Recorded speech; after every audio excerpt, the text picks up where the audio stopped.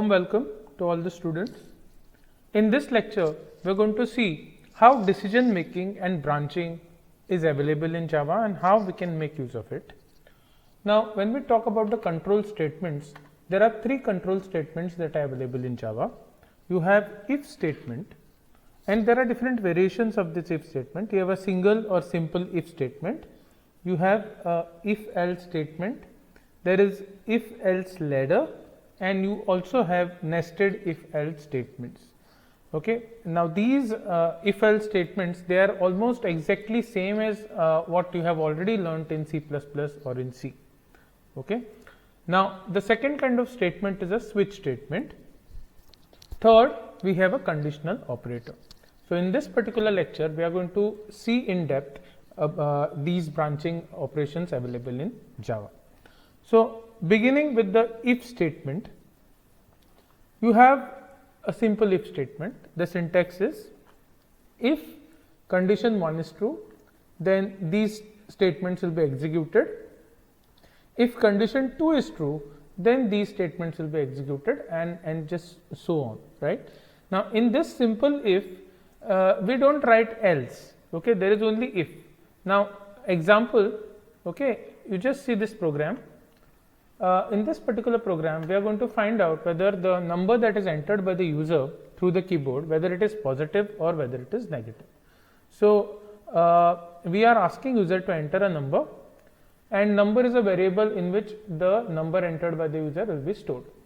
Now, you can see this highlighted statement. If number is less than 0, then you are going to print number is negative, and if number is greater than 0, then you are going to print number is positive, and this is the end of your try block. If there is exception generated, then you will go to the catch block and it will say encountered exception. So, in this particular program, you can see that there is no need of else part. You could even write an else part, but what happens is, now suppose the user enters number -5, okay. So, number variable stores -5. Now, it checks, is -5 less than 0? This condition is true. So, it is going to print that the number is negative. Now, after printing the number is negative, next it is going to check whether that -5 is greater than 0, and since this condition is not true, it is not going to execute this statement, rather it will go to the next statement after this if statements, and you can see that I have not written any more statements in this try block. So, either it is going to print a message that number is negative, or it is going to print a message that number is positive. So, likewise, in many examples, you can simply have only if statements, okay, this way, and you can get your thing working. Now, whenever we see the flow of data, a flow chart, okay, for this simple if statement, okay, you will realize that this is the entry point of testing whether the expression is true, like we tested whether -5 is less than 0, and if it is true, then the statement in the block will be executed. So, this was the statement in the block that that the number is negative, okay, and then statement X refers to any statement which is outside these if statements, right. Suppose there was another statement here, okay, just before the try block, then that would have been executed. Now, if this particular condition is not true, then this will not be executed, okay, and statement X will be executed, and so on. So, this is simple example of a simple if statement. Next, we have if else statement. For every if, there is a matching else in this case. So, the flow of the data is like this. This is the entry point for the if else statement. Here, the condition is checked first whether we test whether the expression is true. Now, if the expression is true, then all the statements which are written within the true block will be executed, and if this expression is false, then whatever statements which are written in the false block will be executed. Whether it is true block or false block, once these statements are executed, we are going to go to statement X. So, this is the equivalent code for this particular flowchart. So, if this condition is true, then this statement block will be executed, else this will be executed, and after executing either if part or else part, the control will pass to this particular statement X, which is occurring after the if else block, right. So, this is a simple if else statement. Okay. Now, in this code you could have even written like this: if number is less than 0, then you could have printed negative, and instead of writing another condition here, you could have simply written else. So, if number is not less than 0, that means number should be greater than 0. Okay. So, you could have written here else number is positive. Okay. Even if the number is 0, 0 is positive. Now, the next variation of if else is nothing but if else ladder. Okay. It is written like this: if the condition is 1 is true, then statement 1 is executed. Else if condition 2 is true, then statement 2 will be executed. Else if condition 3 is true, then statement 3 is executed, and so on. And if none of these conditions are true, then by default a default statement will be true, which will be written in else part. And after all this is executed, then statement X will be executed. Okay. So, this is how if else ladder works. Okay. Next is nested if else. Okay. Now, you can have one if else block within another if else block. Now, just see, if condition 1 is true, then this is the compound block. Okay. I have used a color, pink color for that. So, this is that compound block for the if statement. So, if condition 1 is true, then this entire compound block will be executed. Now, if this condition 1 is false, then it will not enter this compound statement block, rather it will go to else part and it will execute statement 4. Now, if condition 1 is true, then internally there will be another condition checking that is done. Okay. So, next it will check if condition 2 is true. Okay. If condition 2 is true, okay, and suppose it is true, then it is going to check, okay, this part. So, within that again it will check if condition 3 is true. Now, if condition 3 is true, that means condition 1 is true and condition 2 is true and condition 3 is true. If all 3 are true, then statement 1 will execute it. Now, if condition 1 and 2 are true, but condition 3 is false, then the else part, that is the statement 2 will be executed. Now, if condition 1 is true and condition 2 is false, then it will not execute this if part at all. Okay. But there is no else part for this, right? There is no else part for this. So, statement 3 will be executed then. Okay. And if condition 1 itself is not true, then it will execute statement 4. Okay. So, this is what we have already learnt in C, in C and C++. We will see one program wherein I have clubbed this if else ladder with nested if else. Okay. So, this is the program that we can see. Okay.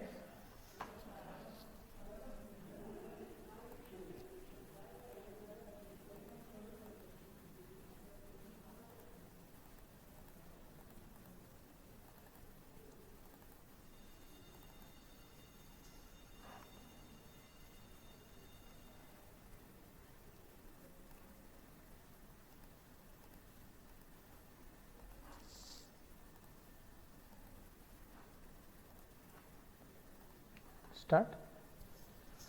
So, this is a program that I have written, which is going to show you the nested if else ladder demo.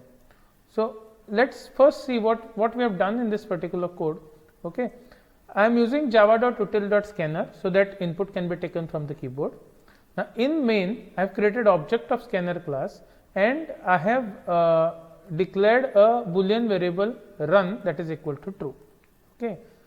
In fact, this is not required, I can show this later on. So, just ignore this one statement. Now, the program is asking the user to enter the aggregate marks out of 500. So, student is supposed to enter his aggregate marks that he have got out of 500. Okay. So, marks is a variable wherein the marks are taken. Then percentage is calculated, that is total number of marks divided by 500 into 100. So, this is going to calculate the percentage and it will be stored in a percentage variable. Now, this is an example of single if. So, what I am saying is if now see, you are supposed to enter the marks out of 500. Now, you may enter negative marks. We know that there are nothing called as negative marks. Okay, but a mischievous person, if he tries to enter the negative marks, then this if statement will be executed. So if marks are less than 0, that means negative, then the statement called as enter valid marks will be printed on the computer screen. Else if, now if marks are not less than 0, else if, so this is if else ladder now, this was single if, okay. Now I am showing the if else ladder. So else if marks, if they are greater than 500, sometimes see, out of 500 you are supposed to enter, but mischievous person can just enter marks greater than 500. That time also it is going to print enter valid marks, right. So if else if, this is part of if else ladder, and this is else. So if this is true, then this will be executed. Else if this is true, then this will be executed. Else whatever is there in this entire else part will be executed. So if you see this outer layer, it is nothing but it is if else ladder. Now you just see the nested if else part from here, okay. Now if the marks are between 0 and 500, then they are valid marks. Then to do what? Okay, so that is if else part. So if the marks are correctly entered, then you check if percentage is greater than 0 and percentage is less than 35, then you print that you have failed. Else if there is another nested if else inside, this is again if else ladder, okay. So else if percentage is greater than 35 and percentage is less than 40, then you say it's a pass class. If the percentage is between 40 and 60, then it is second class. If the percentage is between 60 and 75, or that is 74, then you are first class. And if none of this works, that means the percentage value must be greater than 75. So default statement here in the else part is that the person has scored distinction, right.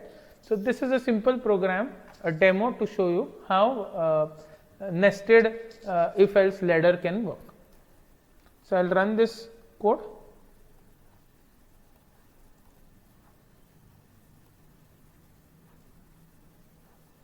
So it is asking me to enter the aggregate out of 500 marks. Suppose I enter minus 10, okay.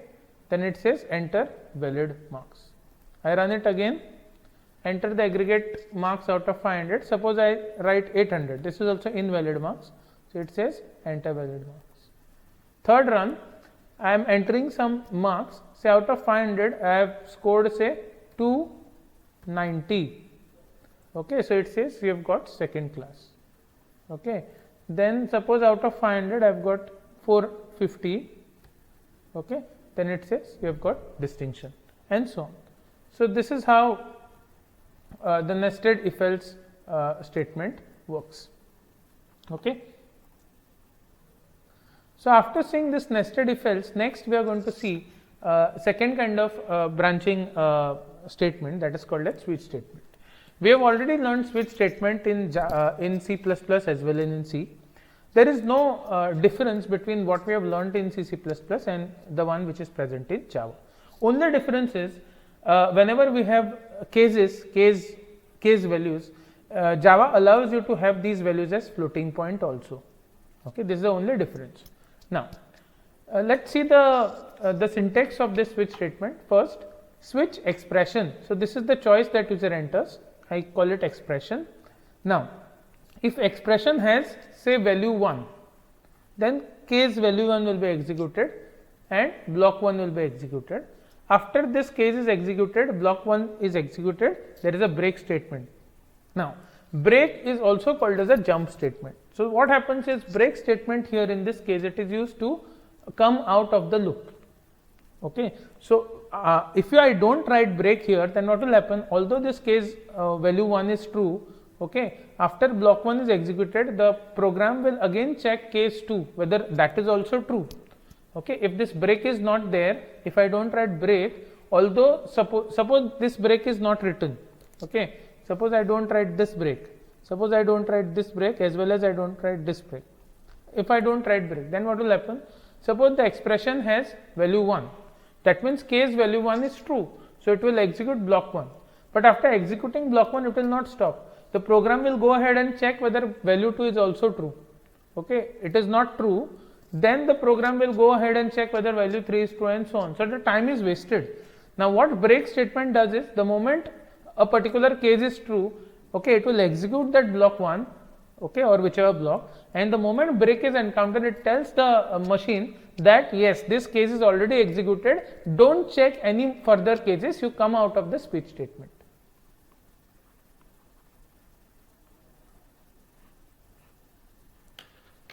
Let us see an example of the switch statement.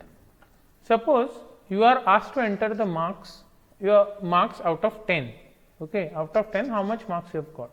So let's assume that I have used a scanner class. So sc.nextInt allows you to take the input from the keyboard, store it into marks. Now based on how much marks you have obtained, it is going to print whether you have got honors, first class, second class, and so on. So marks is input to the switch statement. Now see, there are no break statement that I have written inside. So what will happen is, it will first check whether the value is 10. Okay, case 10 will be executed. Okay. Now since the value here of marks is not equal to this case, this will not happen.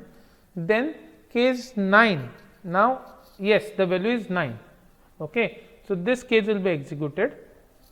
Then it is case 8. So what will happen is, since it is case 8, see case 9, actually this 9 matches this, that means this case is to be executed. Okay. But it will not stop, because after case 9 there is no break statement. So it will go ahead and execute this particular case, okay, and the grade variable will store honors, and then there is a break encountered. That means, okay, whether you have got 10 marks, 9 marks or 8 marks, the grade variable will store honors, and then it will break. I have written a small program which is a menu driven program for the switch case. Now menu driven program is the one wherein the program continuously executes, and unless and until you as a user select some option, the program is not going to quit or exit. Okay. To take input from the keyboard, I have used java.io.data input stream. Okay. What we are doing is, we are just implementing a simple calculator that will do addition, multiplication, division and subtraction. So this is your public static void main. Okay. So D is the object of data input stream. Now I have taken a variable called as choice. So whatever choice user enters, one is for addition. You can see here, when the program is executed, you can see for yourself, this will be printed on the computer screen. It will be told to you that you can perform following operations. First operation is addition, second is subtraction, third is multiplication, fourth is division, and if you press 5, then the program will exit, and then you are asked to enter one of the options, right. So basically whatever you type, it is stored in the choice variable here, which is integer variable.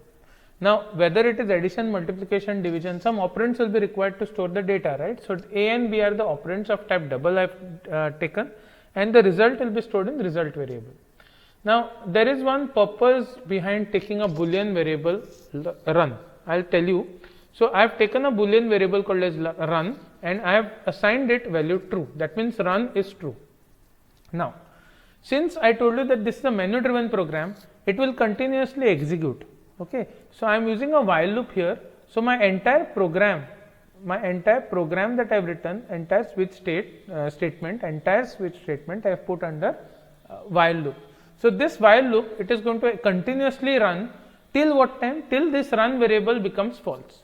So unless and until run variable does not become false, every time again and again it is going to show you these options, and after you choose an option, it will execute and again show you these options.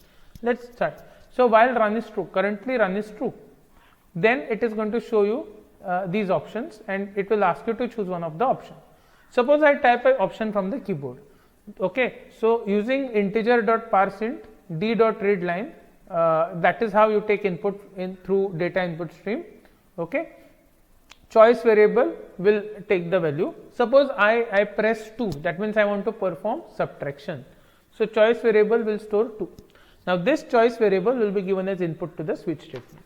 Okay. And now since choice variable has value 2, case 1 is not getting matched, right. It will go to case 2. 2 gets matched, right, because our choice is also 2. So it is going to then print subtraction. Then it is going to ask you to enter the first number, whatever you enter will be stored in A. Then it is going to ask you to enter the second number, whatever you enter will be stored in B, and then the result will be A minus B, and finally it is going to print that the result of subtraction of A and B is result. And then there is a break statement. Notice that if I had not written this break statement, then although this case 2 would have executed, it would have gone for case 3 as well. Okay. Now it goes to, so after break statement, it will come out of the switch statement. Now if you can see here, your switch statement, it starts here and it ends here, correct? So since my case 2 is already executed, okay, what is there outside this switch statement? You can see this closing bracket of the while loop, okay. So that means one full iteration of the while loop is over, and from here the control passes back to here. So again it will check whether run is true, correct. So again you will be shown these options and so on.